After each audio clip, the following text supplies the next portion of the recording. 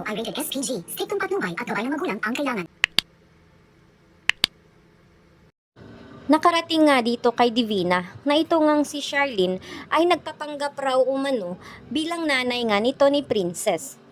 Alam na alam kasi ni Divina na ang tunay na anak talaga ni Charlene ay ito ngang si Princess. Subalit ay nais nga niyang sirain nga ang buhay nga ni Charlene, kaya naman ay pinuntahan nga niya itong si Princess at dito ay nagpakilala siya nito na wag na siyang maniwala dito nga umano kay Charlene dahil siya raw umano ang nagsilang dito kay Princess.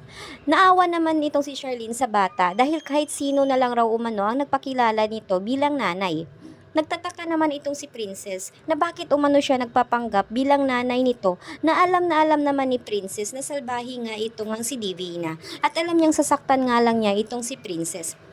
Subalit ay sinabihan naman ito ni Divina si Princess na walang siyang ibang paniniwalaan kundi siya lang dahil umano alam na lahat ng tao doon nga sa selda na siya umano ang nagluwal nito.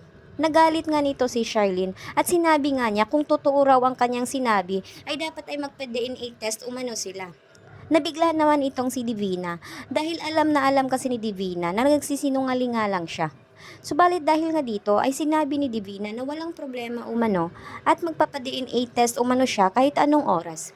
Kaya gagawa na naman ng milagro nga itong si Divina at kanya na namang sisirain nga ito nga ang DNA result at gagawa niya ng paraan upang mapatunayan na siya talaga ang nanay nito at babayaran nga niya ang clinic nang magsasagawa ng DNA test na siya ang totoong nanay. Subalit nga ay sinabi naman ni Charlene na dapat ay nandoon rin sila upang sa gayon nga ay mapapaniwalaan nila na hindi pinipeke at binabayaran ito ni Divina.